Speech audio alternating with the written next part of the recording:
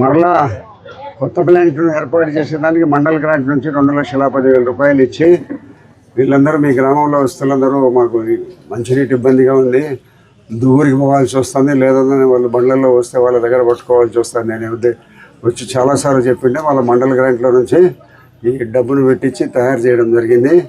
ఈరోజు మనందరి సమక్షంలో ప్రారంభం చేసుకుంటాను. గతం లేకంటే ఇప్పుడు నీళ్లు పట్టుకునే సిస్టమ్ కూడా మారింది. రూపాయి వేస్తే నీళ్ళు వస్తాయి, లేకపోతే ఫోన్పే అన్నా చేయాలా. ఫోన్పే చేయడం కానీ లేదా ఇక్కడికి వచ్చే డబ్బులు వేస్తే కానీ డబ్బులు వచ్చేది.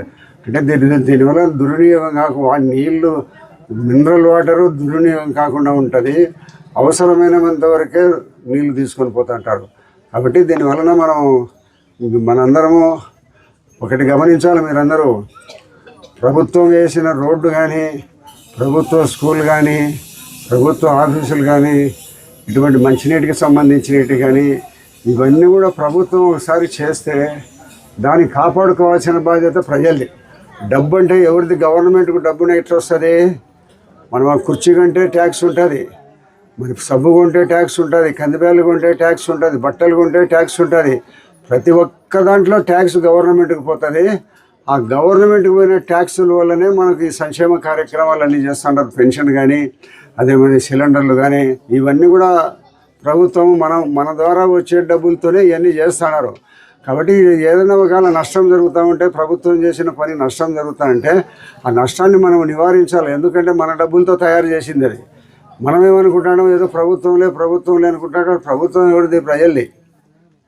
మీరందరూ ఓట్లేసి ఆంధ్రప్రదేశ్లో ఉండబడిన 175 అసెంబ్లీ స్థానాలలో 164 సీట్లు వేసిన దానివల్ల తెలుగుదేశం పార్టీ అధికారంలోకి వచ్చింది.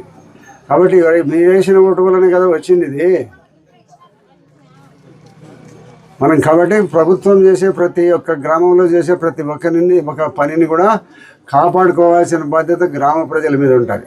కాబట్టి ఇప్పుడు మళ్ళీ కొత్తగా చాలా రావడం జరుగుతుంది.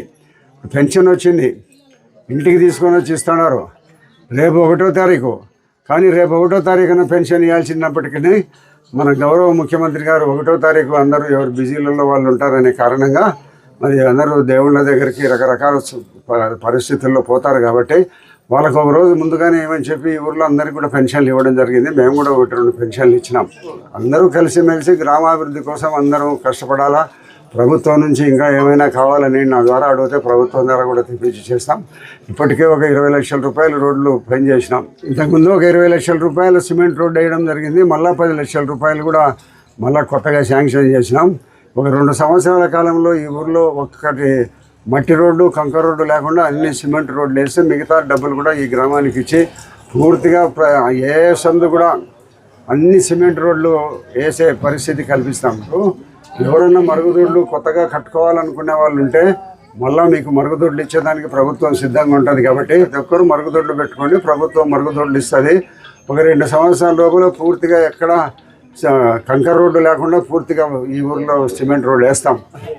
గ్రామంలోనే ఉంటాడా చాలామంది నేను ఎమ్మెల్యే అయిన తర్వాత ప్రొద్దుటూరుకి రమ్మని చెప్పినారు. అప్పుడు పూర్వకాలంలో గలాటాలు పెద్దగా ఉండబడిన సందర్భంలో కూడా అక్కడనే ఉండమని చెప్పినారు. అయితే నేను ఎవరు ఎన్నిసార్లు పిలిచినా నేను ప్రొద్దుటూరులో పోవడము రావడము రాత్రి కలిపితే తప్పనిసరిగా ఇంటికి వస్తాను. కాబట్టి గ్రామాల్లోనే ఉండాలి. గ్రామాలలో ఉన్న గాలి వాతావరణము ఒకరికొకరి మీద గ్రామాల్లో ఉండబడిన ప్రేమ అభిమానం పట్టణాలలో దొరకదు. మనం ఇంట్లో ఉంటే పక్కన ఎవరు ఉంటారో మనకు తెలియదు. అట్లాంటి పరిస్థితుల్లో గ్రామాలు అనేది ఐక్యతగా పూర్వకాలంగా చాలా ఐక్యతగా ఉంది. ఇప్పుడు రాబోయే కాలంలో ఐక్యతలు తగ్గిపోతున్నాయి.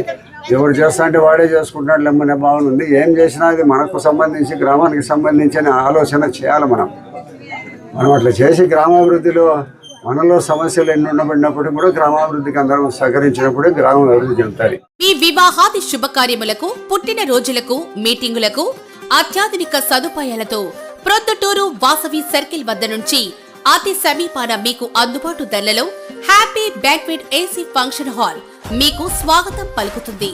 మా ఫంక్షన్ హాల్ నందు వంట సామాగ్రి మరియు విశాలమైన కార్ పార్కింగ్, అతి తక్కువ మెయింటెనెన్స్ ఖర్చుతో ఏ ఫంక్షన్ అయినా మా happy banquet AC function hall నందు జరుపుకొని ఆనందాన్ని పొందండి. బుకింగ్ కొరకు సంప్రదించండి.